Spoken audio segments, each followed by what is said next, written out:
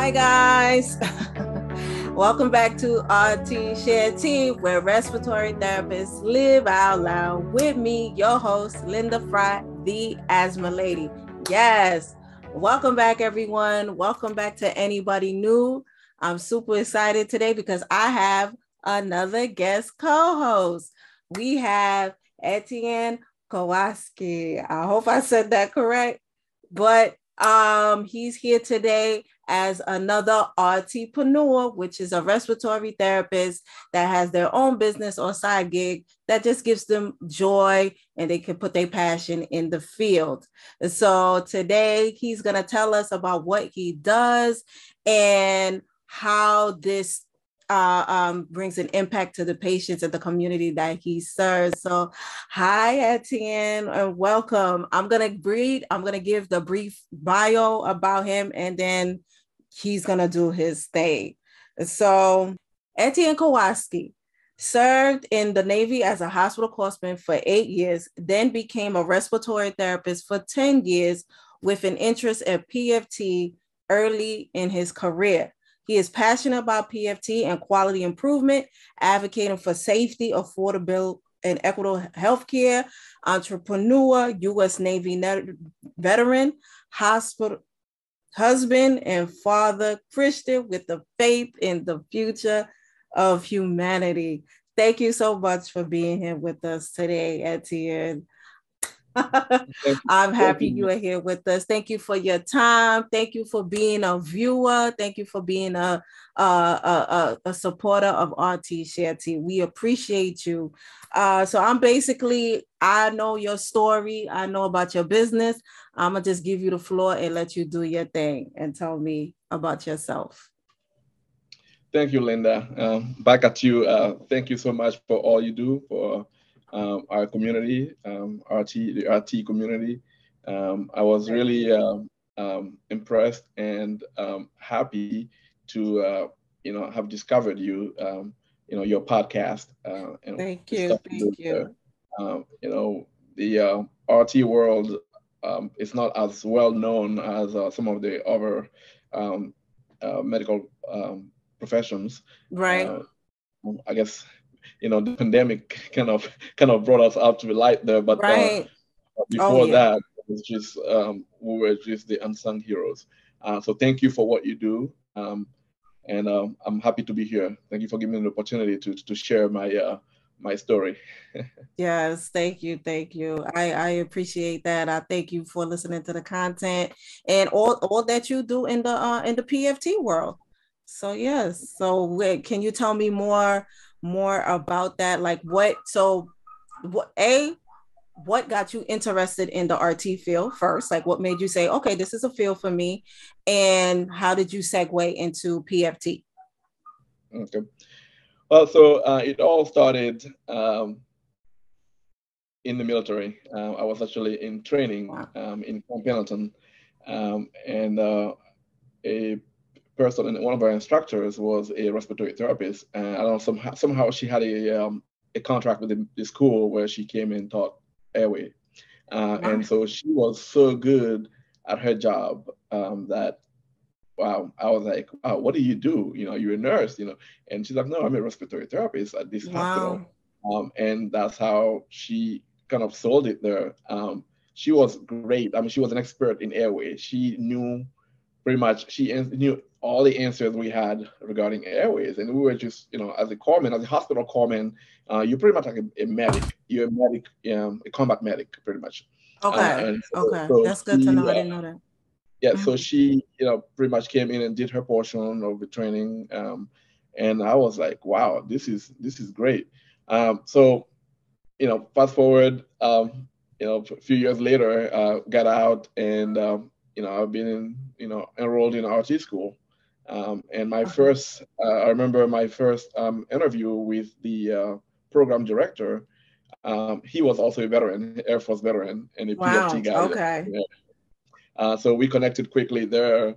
And the gentleman pretty much told me right there after my interview, he said, I think you're going to be a great RT, Nice. And I was like, oh, I mean, I guess that's what he tells, all of his, candidate here, But, I figured he probably saw something. He probably saw Okay. something that I probably didn't even know then, that I had such a passion for not only healthcare but RT. Mm-hmm. Uh, from that moment. So early on in school, I volunteered to do what we called a respiratory therapy at the Capitol. So we had an instructor who did some. It was more like a way for her to expose the RT field out there and kind of Okay. find a better advocate for us. So Nice. every year we would go. They'll have an event at the Capitol, Sacramento here locally, and Okay. she happened to be doing PFT that year, and she was one of my instructors, and she's like, hey, I need volunteers and stuff. And I raised my hand. We went, and I didn't know what PFT was about besides the Okay. brief introduction in class, but I went in there and learned. We did simple spirometry on people out there, and that was it. I saw that, I was like, wow, this is another level. Yes, we're going to school to learn to save people's lives, Right. to make sure we give the right medication to the right patient for Mm-hmm. their disease management and all stuff. But this is different because this right here allows me to see things before they happen. Right. And so it's Okay. more like a moment to teach, and a moment to educate the patient, because most Right. of the time in ICU, Educate in and ER, coach. you have no time. Yeah, you have no time to educate them, and Right. even if you want to educate, they're not listening at that time, Mm-hmm. because they have bigger fish to fry then. So it was that actually led me to look more into PFT. And as you all know, all the RTs listening, it's unusual for a new grad to become a pulmonary function technologist, Up front. because That's a fact. not only it's not it's not usual, but also it's just like something people don't really you know people don't think about doing that fresh out of school. We're Right. thinking about we're thinking about just Acute learning the care. skills, the acute care skills and stuff like that. And Right. so for me, having that exposure already in school kind of like opened my eyes in that field. And again, when I first started my as an RT, I think I was an RT for 2 years, Okay. and I got approached by someone who used to do spirometry at the doctor's office, and I Okay. guess she was getting ready to move out of town, and she was looking for a replacement. And she heard that I had some, interest in PFT, and so she asked me if I would, at least give it a shot. And I was like, yes, So, excuse me, we went in. I tried it, and I love the space. I love the environment. I love the people there. It was a Right. pulmonology office. As an RT, if you work with pulmonologists closely, you know that they really appreciate what we do. Right. And they're very encouraging too to what we do. So it was, a quick connection there. And so I started working at that office for about 2-3 years, Okay. um, and as a part time while I had my acute care set The up acute as care a job. full-time. Right. As usual. Uh-huh. In PFT tech at the hospital where I currently work happened to be retiring after 30 years of service. Okay. So So that was your chance to. so that was a chance to get in. She, and the word was already out there. People knew I had experience with PFT, and I mean, we had about 70 staff, and Okay. when the opportunity presented itself, none of these people had PFT credentials. Right. So I Mm-hmm. was at the right place at the right time. Right place at And the right so, time.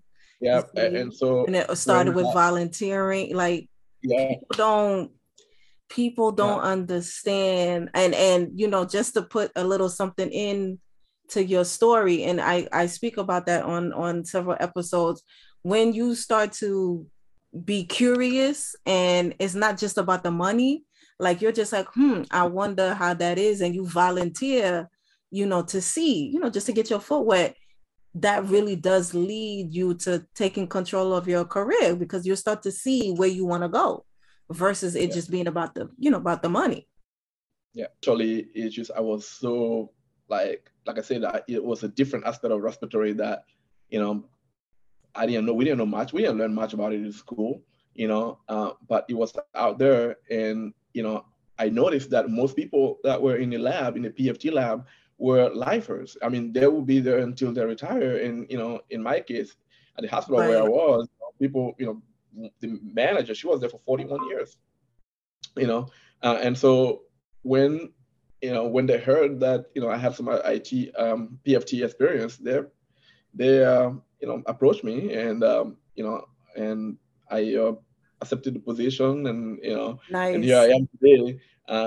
Today I am the lead of the PFT lab, and I enjoy advocating for our lab to grow. I mean, we historically they hired 2 or 3 people in the lab, but our patient load has grown so much, especially with the pandemic, with other labs around closing down.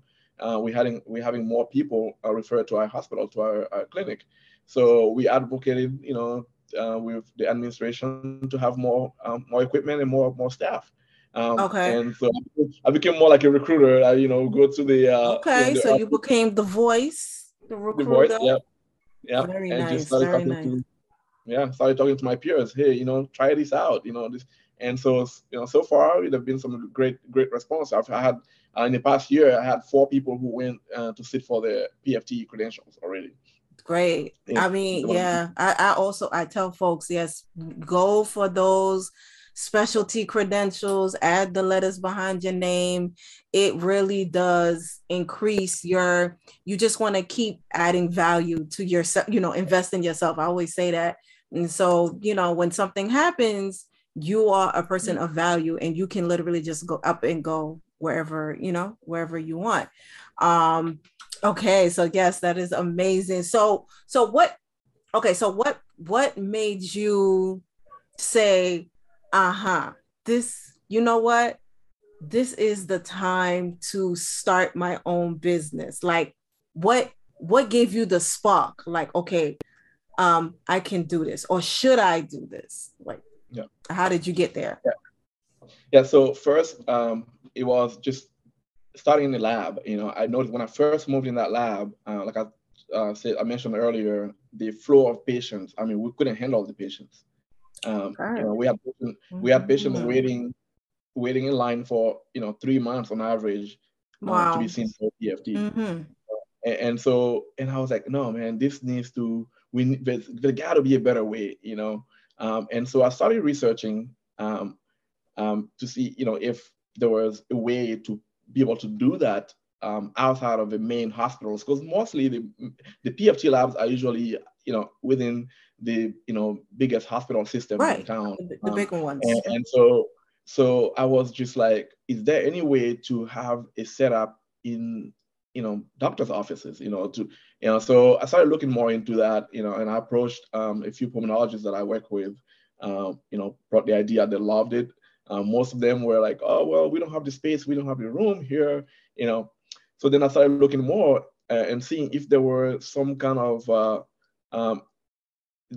portability in the PFT equipment. Like, do we have any smaller equipment? Do we have equipment on wheel? And so looking into that, I found a couple of companies out there, approached them, and got a few quotes, and it was feasible.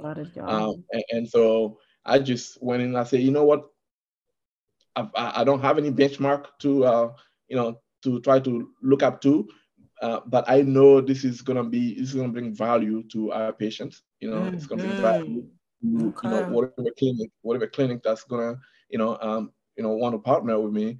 It's gonna bring value to everyone. Right. From so that's amazing. Okay, so that's great. Yeah. You're making PFT. I'm sorry. I'm just trying to wrap my mind around how you were working, and you saw that, this is something I like to do. And then you were like, okay, well, clearly there's a problem here because there's not enough we don't have enough the capacity to take these patients. So let me create, a stream or make it easier for the patient to get PFTs, right? Which is a needed, we all know as respiratory, that is a needed, diagnostic tool for, all the pulmonary diseases to see what's going on. And so, especially during COVID time, we know that this is a challenge for patients to get to pulmonary function, to get to these labs. Yes. What were, if there were any, what were your challenges in starting and going on this path? Yeah, there were a few challenges, and that's going to happen regardless of what you do in life. It's going to be challenging. But again, my drive, was, I guess, stronger than whatever challenges I faced. The main challenge for me was to be able to really find someone to get some ideas from, like, let's say a company, like a benchmark. Like, there has never been any independent PFT lab that I've seen or that I've heard of around here. I went online, looked everywhere. So it was really hard, when you start a business, you want to see, who else doing that. Baseline competition. Yeah, exactly. Do like your SWOT analysis and kind of like, but I was just like, couldn't find some information because, it's never been done before, at least, in your area. So it was hard. So then I started to kind of, take more like a stepwise approach to things. Like, hey, first we're gonna do, this. We're gonna check with, licensing. We're gonna check with, the regulatory people and see, if it's something feasible, and then from there, look at, the financing. See if it's, if it's something that's gonna, crunch the numbers. See if it's gonna make sense. Gotta crunch the numbers. Yeah, is it gonna be, a long-term business, or it's going to be something you do quickly and get out, so you got to look at all this. And then the third thing is also finding partners, physician partners that are willing, or also sympathetic to the idea, and thank God I was able to find a few like that, because again, one thing that I want to throw out there is networking. RTs, we need to network, and if it wasn't for my networking capacity, then I wouldn't have been able to start any, this business. So, yeah. I don't even want to cut you, because listen, last week I was my last episode, I was just talking about that with promoting the asthma education program. And I'm telling people it's not one of those jobs where you can sit behind your computer and just email people or just, it's an active engagement. When you want to sell these programs, you have to network. And I meet other people who do similar things, and sometimes they don't understand why it's not successful, or they can't enroll the patients that they need to. They're not meeting their targets. It's because you're not networking. You're not, what I'm saying? You have to get out there, and you can't be scared to talk about what you offer and what you provide to the community. You got to put your heart in it, and people got to see you. That's true. And that's a big piece. That's a big piece to being an entrepreneur. You have to really get out there. And so, I guess I kind of digress on that, on your question there, but pretty much, my challenges were mainly, just not being able to find, someone to look up to, in order to guide me in my business. No playbook. Yes, no playbook. Mm-hmm. Yeah. And then the second big thing is also, and I'm sure most RTs, when they get into entrepreneurship, it's possible, but it's a challenge because we are not able to build insurance companies yet. Right. So I know it's something that's being worked on. Right. The telehealth market. Telehealth. But there's ways around it. It's all, again, networking. Find the right people, the right team. There's a bunch of NPs and PAs and, physicians that could help you, could partner with you and get stuff done. And so that was, I guess, if I wanted to sum up, those were the two main challenges for me, being able to, try to bill and also, finding a playbook. Networking. These are, you got to just get your name out there, the business and everything out there. So if there are any respiratory therapists that, what advice would you give to a respiratory therapist that's just like, okay, I have an idea. What should I do with this? Well, you got to have a burning desire, just to really achieve that, that is because, ideas pop up here and there, Right. You got naysayers, you got, people, starting from your family, hey, that will not happen. That cannot happen. I mean, no one has ever been able to do that before. Do you even see someone with that kind of business? No. Right. So, those things. But then, I heard all these things, right? But I was like, you know what? I'm not a business savvy person. I'm not, I've never done this before. I don't see any company out there, but I know this will work. I just know your it stuff will work because there's a need for it, And you got the passion. Yeah. And that's exactly, you said it, that's passion. You got to be passionate about that idea. So don't let it just be an idea. You need to be passionate about it. Yes. And then thank you so much for that. We are the same person. I love when I meet people that they get it. Like they get it. It's not luck. It's not, you're not just out here wasting time or just trying to make quick money. You really are trying to impact lives but still secure a future for your family. You know what I'm saying? Yeah.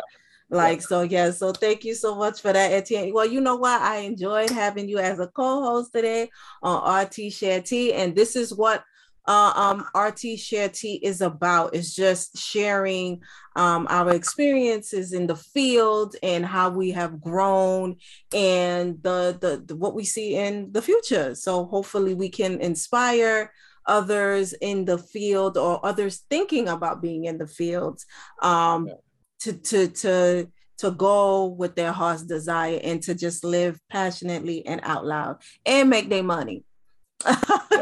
Right? Thank you, Linda. So Etienne, before we go, is there anything you want to plug? Go ahead. This is your time to plug anything that you're doing. Where's the business? Where can we find you?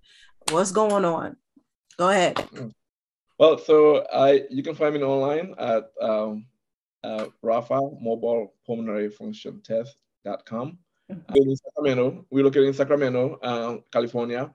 We are mobile, so if a doctor's office has a interest in having PFT at their office, we can come in, just set up, don't need a big room, and just see the patients. And usually it's easier because we do the PFT, we see the patient. Patient's gone, 2-in-1, done, and so that's the ideal model for what we have right now. We also do home visit in some cases, nice. Much needed. Yes, home visit, because again, the idea about creating this mobile setup is also to be able to cater to patients that are have mobility challenges, Right. And so we do those visits as well. So thank you. This was great. I'm always happy to have other people co-hosts like you, so we can get different perceptions of how to do these things. And when people get the aha moment, they can look at other people that's like, well, if this person was able to do this, I should be able to do it too. Thank you so much, Etienne, again for being here with me today. Great to have you. Guys, I hope you learned something here today. And don't forget that we are here. RT Share Tea is here every Wednesday, 6 p.m. Eastern Time on Google Podcasts. And we are also here on YouTube every Thursday. And so thank you so much for being here. And remember to invest in yourself and to only compete with yesterday's version of you. Bye. Thank you. Bye.